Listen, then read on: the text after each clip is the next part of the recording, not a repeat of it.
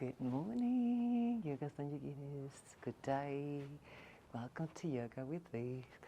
Namaste. Thank you for being again once more with me. What we're going to do is a very quick sequence. It's not even a sequence, it's actually a series of movement, so that when you wake up in the morning and you want to feel flexible, supple with movement, everything is working, you just can integrate this. You can repeat it 5 to 10 times each movement, entirely up to you. If you want to do it in the middle of the day, that's also fine. So without further ado, let's get started with some neck rolls. So you can sit down in Sukhasana, you just in Vajrasana, just in a kneeling position, and let's just relax the shoulders. You can put them on your lap, or just the hands on the lap, or just hanging. I like putting them on the lap. And let's start going with the right ear towards the right shoulder. Imagine your head is really, really heavy. And then do half neck rolls towards the left side, left ear, left shoulder, but do not lift the shoulders, just always drop them down. Then we go to the right, inhaling as we come out, exhaling as we go down. Inhale and exhale, or just find your own rhythm. So we're going to feel the stretch on the side of the neck, on the back of the neck. This is very important, especially after we've been sleeping, because very often the neck is very stiff. So it's very advisable to do some neck rolls in the morning. As I say, you can do 5 to 10 more or less as it feels good. And just keep going with it. Okay, another very advisable one is the movement for the shoulders. So extend both arms to the sides, bring the hands to the shoulders, and let's rock backwards, like painting a big O with the elbows. As you can see, my anatomy just after waking up is a bit messy, but it happens.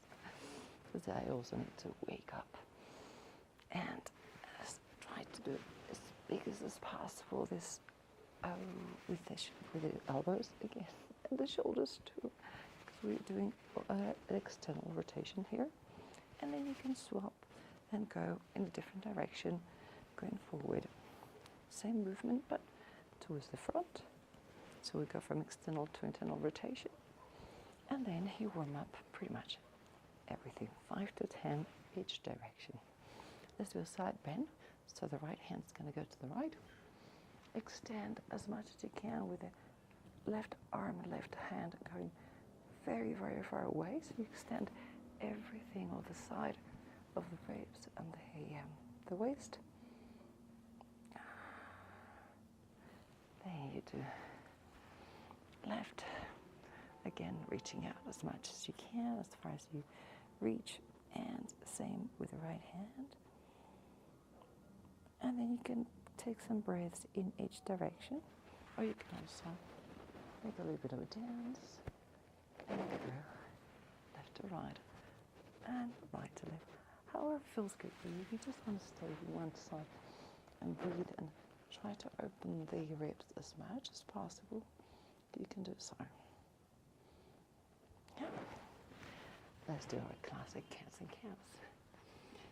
All fours, wrist below shoulders and knees below hips. And remember our cats and cows. The cows start dropping the belly towards the floor. We are looking up but not cranking the neck and looking up to the sky, but pretty much to the horizon. And drop the belly towards the floor, arching the back as much as you can, tilting the pelvis up. So bum is, the tail is coming up. And exhale, you do the opposite move. So arching the back as much as you can, make a big tunnel, push yourself away from the mat. And remember, navel to the spine, so you're exhaling and it's coming towards the spine as much as possible, like you're pretending to be super thin.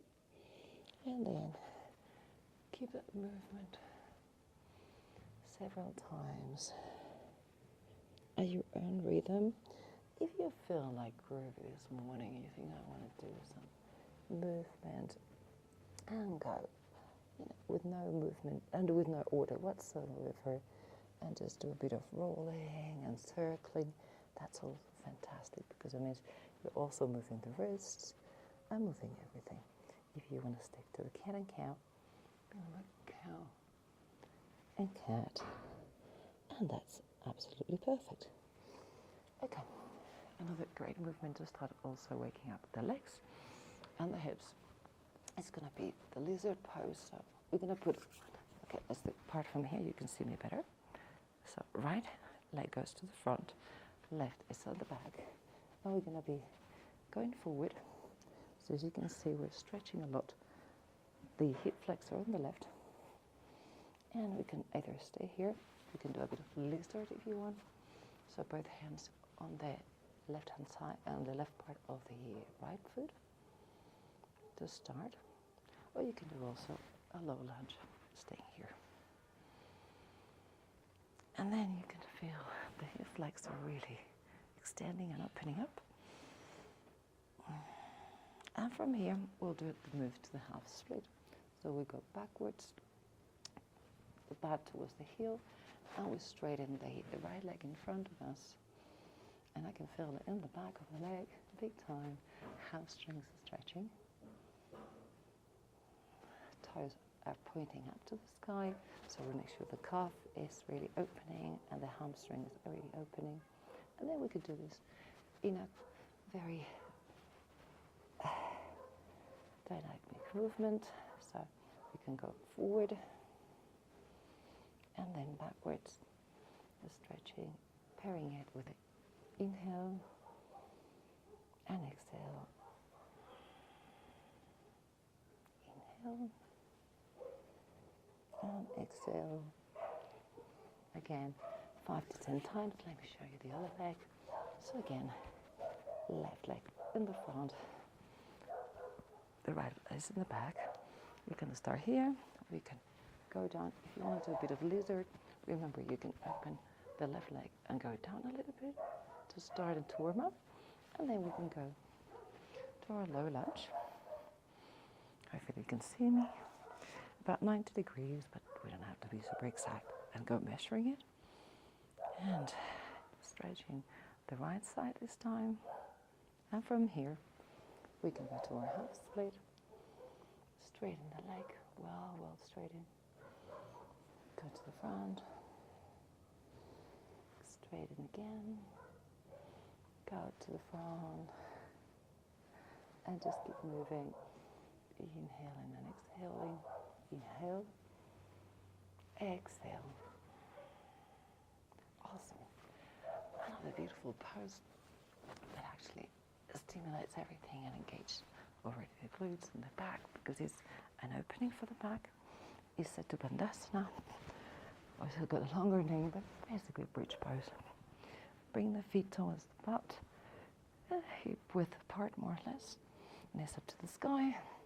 The hands are going to be on the floor, just facing the palms down, and from here we're going to lift the hip towards the sky, engage glutes, engage thighs, engage everything, and the neck will be very, very straight, not cranking too much, but you will see that this actually stimulates the thyroid gland, so it's also fantastic.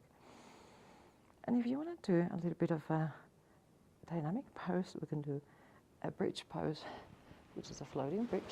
So we extend their arms behind us, and then when we come up, we bring them forward. And again, pair it up. We can pair it up with the inhale, coming up, exhale, coming down. Try not to fall flat, but just to unroll the vertebra as they come up and down. And this is going to awaken your thighs, your back, your arms if you're doing a floating bridge. So pretty much everything. Awesome. And last but not least, we're going to do another pose, standing the legs in front of us, and we're going to forward fold. And very slowly, we're going to hinge from the hips. Try to reach, toes looking up, try to reach either to your calves, to your ankles, or if you're already pretty flexible, try to get the soles of the feet and expand here the lower back, which always suffers a lot from everything we do in life. So straighten, straighten, straighten. Because the up pose is also fabulous, like halasana, the plow pose, but in the morning it can be a bit hard. So I would not advise it unless you're already warm. So this one is harmless, it's not going to hurt you, and it's going to give you a good stretch. So again, just here you can stay about a minute or so, or half a minute, or you can just do a little bit of bouncing. And with that is pretty much, I would advise to just to get some energy to do some breathing techniques like the Kapalabhati, so that one that we do. We've seen in previous occasions, but in any case, those poses will also help you to just get started. Thank you so much. I hope it really helps you in the morning to get supple and to get ready for the day. And see you very shortly. Thank you so much for being here with me today. Namaste.